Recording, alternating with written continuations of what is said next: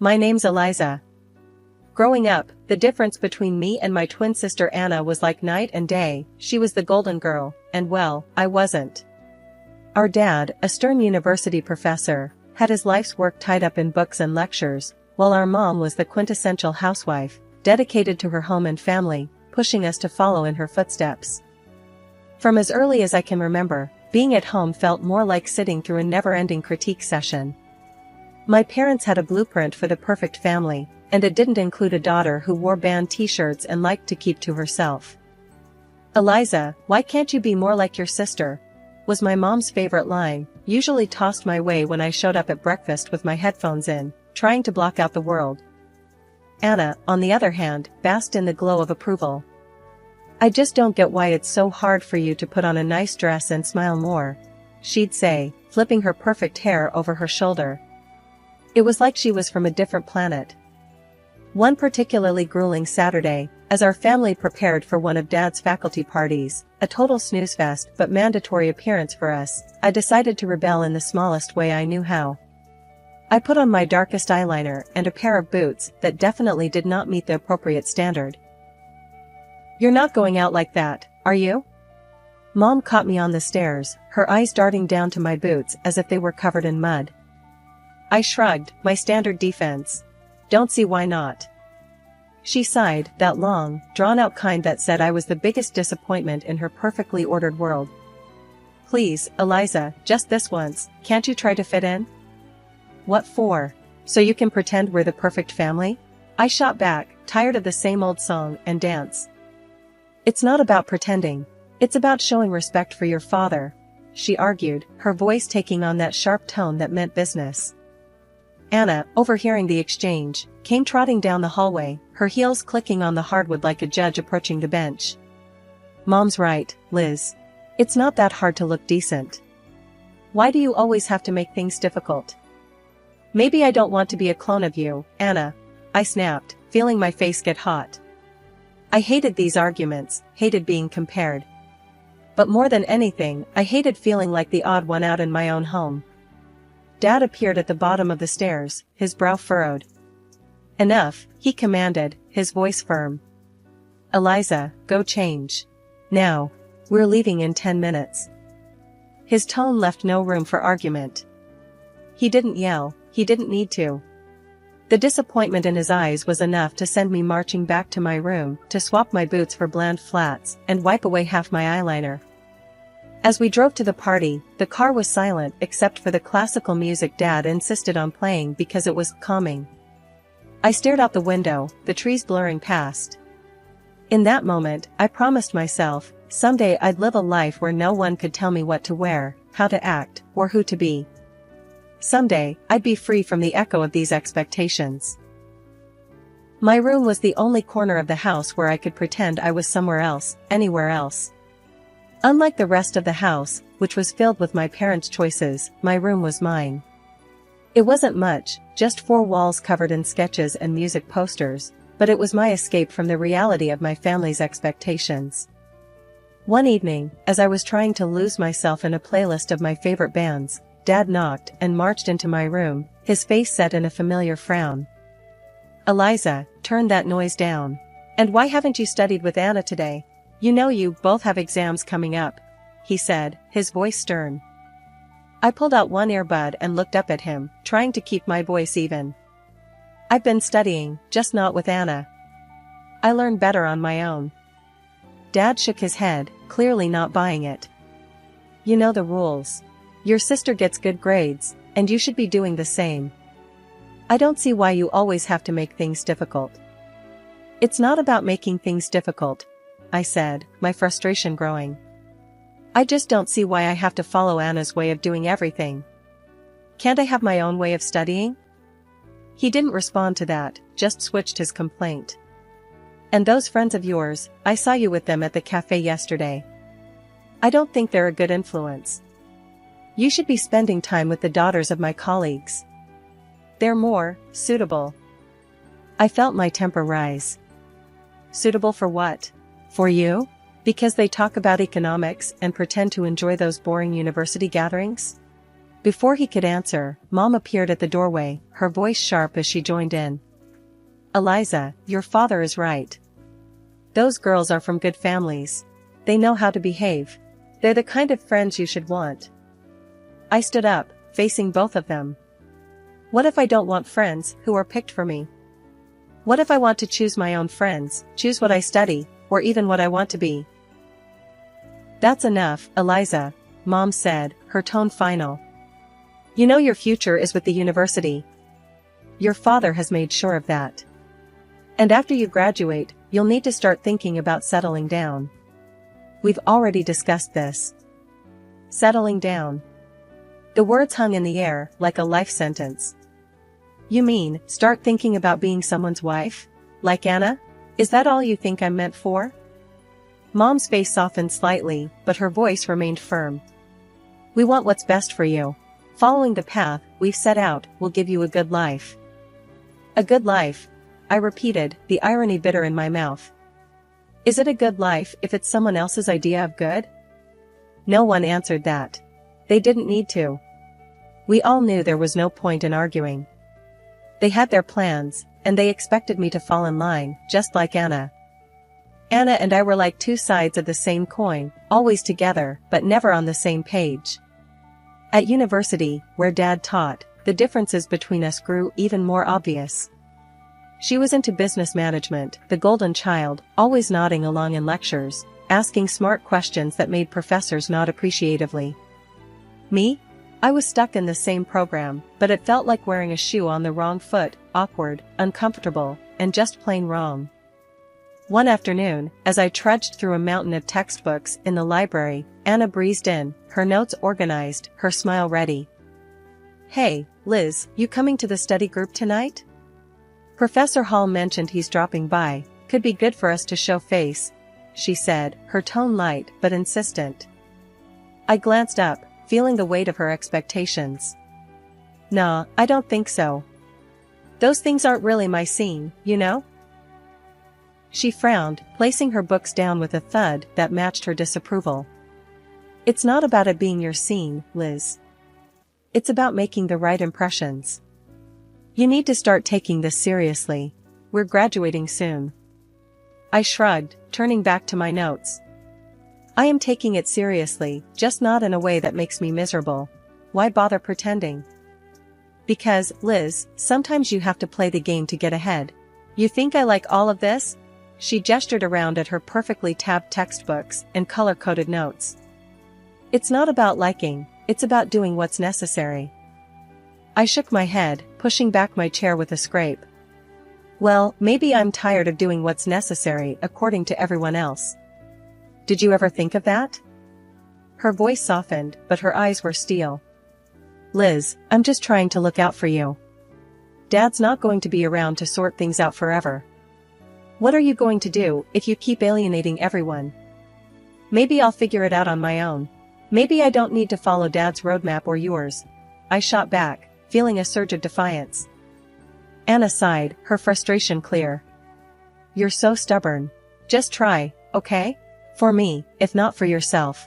Show up tonight, talk to Professor Hall. It won't kill you. I looked at her, really looked at her, and saw not just my annoyingly perfect sister, but someone who actually cared, in her own way. Fine, I'll think about it, I conceded, not ready to promise more. Thank you, she said, her smile returning. It's not that bad, you know. You might even like it if you gave it a chance. Doubt it, I muttered, but I knew I'd lost this round. For Anna, I'd show up, sit through another boring discussion, and nod at the right times. It was just a few hours, I told myself. How bad could it be? As it turned out, not as bad as I thought. Professor Hall was surprisingly interesting when he wasn't lecturing from a podium. I even asked a question, which earned a shocked but pleased look from Anna. Later, as we walked back to our dorm, Anna nudged me. See, not so terrible, right?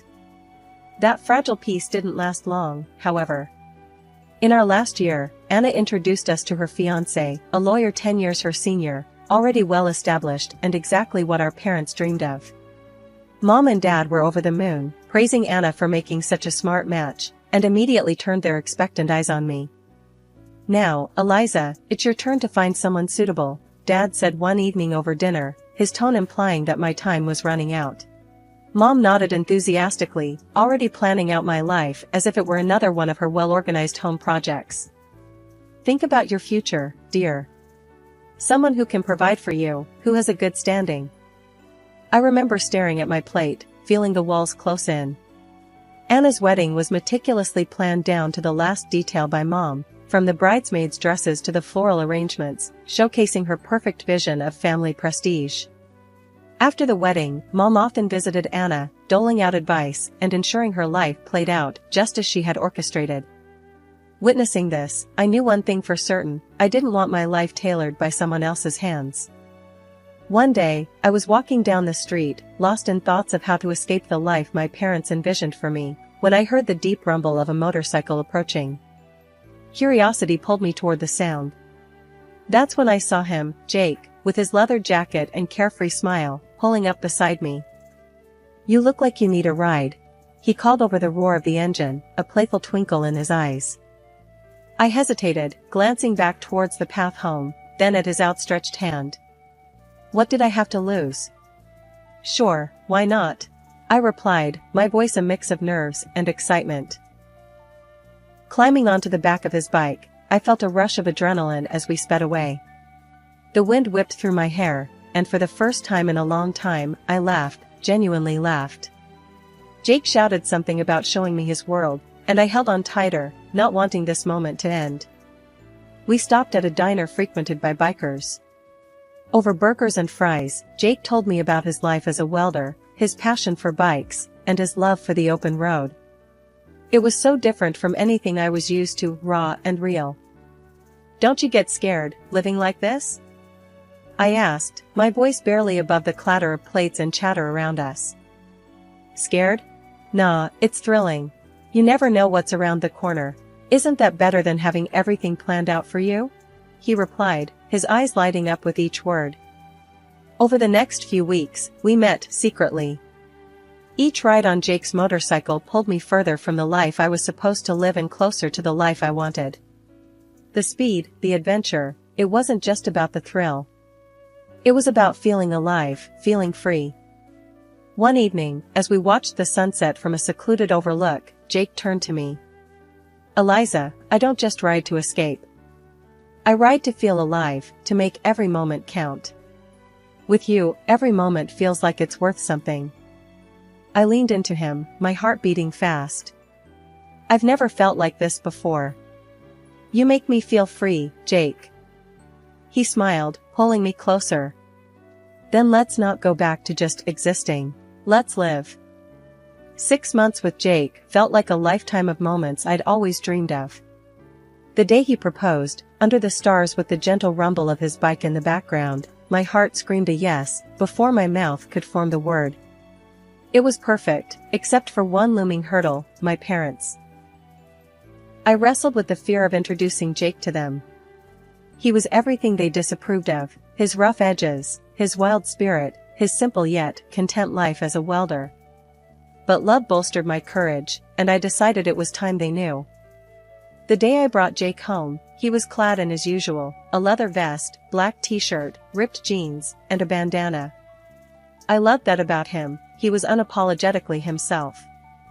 We walked up the driveway, and I could already feel the weight of my parents' judgment. As we stepped inside, Mom's face went pale at the sight of Jake, her eyes widening in shock. "What in the world, Eliza?" she gasped, her voice barely a whisper. Dad's reaction was harsher, his words sharp as knives. "Who is this, and why is he dressed like a thug in our house?" I took a deep breath, steadying my nerves. "Mom, Dad, this is Jake. He's the man I love. We're getting married." Their silence was deafening. Then, Dad turned to Jake, his tone laced with disdain. "Married? What do you do for a living, young man? What are your qualifications?" Jake, bless him, didn't waver. "I'm a welder. I took some specialized courses after high school. I work hard, and I make an honest living." The look on my parents' faces was a mix of horror and disbelief. Mom looked like she might faint. A welder? Eliza, you can't be serious. Dad's voice rose, anger flaring. You expect us to give our blessing to this? To throw away your future for a welder? I felt my resolve harden. Yes, because he makes me happy. Isn't that what should matter? But the life you'll lead, Mom started, her voice tremulous. Will be the life I choose, I shot back, my own voice gaining strength. Dad shook his head, his decision clear. We cannot and will not support this. If you choose him, don't expect to be a part of this family. The finality in his tone broke my heart, but not my decision. Jake squeezed my hand, giving me the strength to face them. Then I choose Jake. I choose us. I choose my happiness. Mom's eyes filled with tears, and Dad's jaw clenched tight. If you walk out with him, don't bother coming back, Dad said, his voice cold.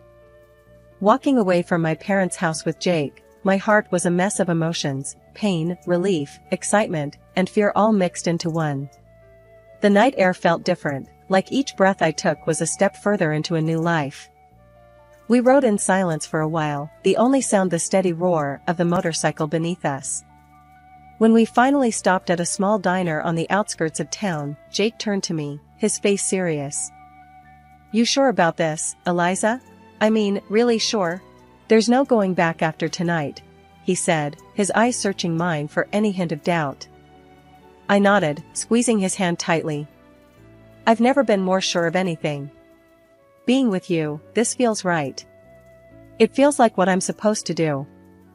He smiled, that reckless, charming smile that had won me over the first day we met. All right, then. Let's do it. Let's start our life together. Inside the diner, we found a quiet booth in the corner.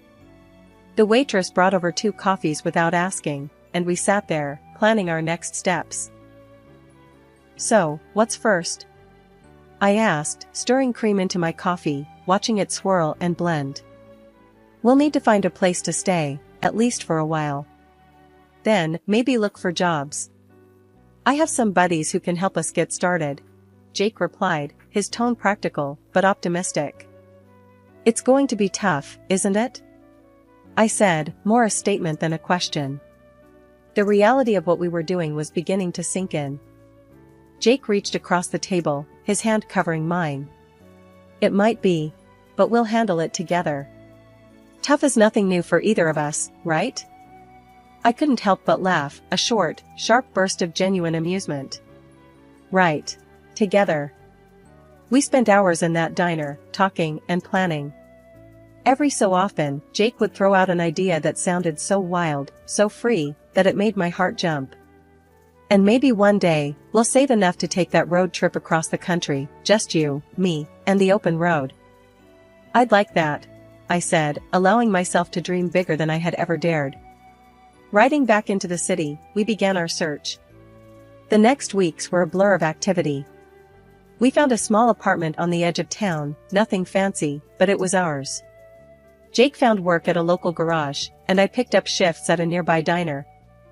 Life was hard, but it was ours. We made do with what we had, and every night when we came home to each other, it felt like we had everything. Months later, we decided it was time to make it official and got married in a small, intimate ceremony. I held on to a sliver of hope that my family would show up, that they would see how happy I was and let go of their prejudices. But the chairs reserved for them remained empty, and no congratulatory messages came. Despite the sting of their absence, the day was perfect because it was ours. Over time, I grew incredibly close to Jake's mom. She welcomed me with open arms, calling me her daughter, filling in the gaps left by my own family.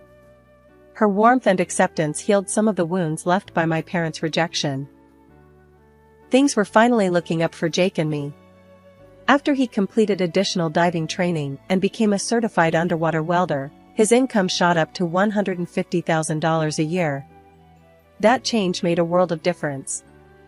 We managed to buy a townhouse in a nice area, the kind of place I'd always daydreamed about but never thought I'd actually live in. I started working as a dispatcher in Jake's company. It wasn't just a job, it felt like I was part of something important, supporting the man I loved and building our future together. On weekends, we'd escape the city on his bike, roaring through winding roads and taking in breathtaking views of nature.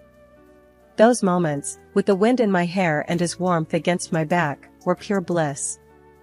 Living nearby, my mother-in-law became a frequent visitor. One such afternoon, while Jake was tinkering in the garage and I was fixing us some coffee, she arrived looking a bit troubled. "There's been some ugly news," she said as she settled down at the kitchen table. "Something about a professor at the university involved in a harassment scandal." My heart skipped a beat. "Oh? Did they say who it was?" I tried to keep my voice steady, dreading the answer. She shook her head. "No, they didn't mention a name on the radio, but you know how these things go. It's probably all over the TV by now." Nodding, I flicked on the television, tuning into the news. Sure enough, there was a report on the scandal, and as I had feared, my father's face appeared on the screen. The anchor detailed accusations against him, and I felt a cold wave of disbelief wash over me. Turning off the TV, I sat down heavily, trying to process the news. Jake came in, wiping his hands on a rag, and saw my face. "What's wrong, babe?" he asked, his brow furrowed in concern. I swallowed hard, my voice barely a whisper. "It's my dad. He's been accused of harassing a student." Jake's expression hardened for a moment before he came over and took my hand. "I'm sorry, Eliza. That's tough news. How do you want to handle this?" I shook my head, not really sure of anything at the moment. "I don't know. I mean, what can I even do?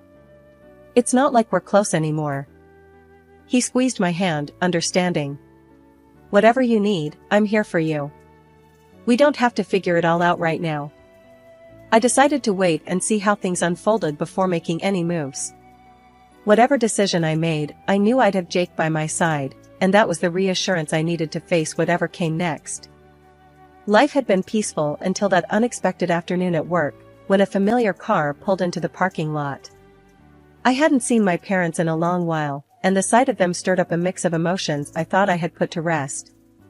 Both of them looked dramatically changed. The scandal had taken its toll. Mom had lost a lot of weight and looked years older, while Dad appeared broken, a shadow of the stern man he once was. My mother spotted me and rushed over, arms open as if nothing had happened, as if years of distance and disapproval could be bridged in an instant. But I couldn't embrace her, not now. Instead, I stepped back and took Jake's hand, looking for strength in his presence. "Eliza, it was so hard to find you," Mom said, her voice cracking with emotion. Dad, ever the gruff one, cut to the chase, his voice harsh and bitter. "I was accused unfairly, you know. I went to your sister's husband for help, but that bloodsucker wanted a fortune.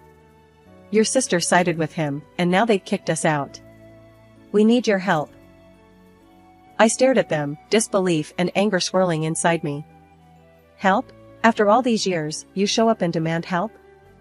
We have nowhere else to go." Mom's voice was desperate. "They've disowned us too. We thought, maybe we could stay with you." I almost laughed at the absurdity. "Stay with me? After you disowned me? You made it clear I wasn't your daughter anymore." Dad's face turned red, his old temper flaring up. "You owe us, Eliza, after all we've done for you." "That's where you're wrong," I interrupted, feeling Jake squeeze my hand in support. "I don't owe you anything. You threw me out because I chose my happiness over your demands. And now you want what? To just move in and pretend like we're a family?" The situation was spiraling, and I could see people watching, a crowd beginning to form. Mom started to cry, her sobs loud and attracting even more attention. "You're being ungrateful, after everything we've done for you," she accused through her tears. I took a deep breath, my decision clear. "No, Mom. I'm not ungrateful. I'm free. And happy. You made your choices, and now you have to live with them." As we walked away, I heard my dad yelling, but Jake leaned over and quietly told the security team, "Don't let them come here again." The following months flew by, filled with love and peace. We welcomed a son, a new beginning in our growing family. My parents never came back. That day in the parking lot was the last I saw of them, and while part of me grieved for what could have been, I knew I had made the right choice for me and for my family.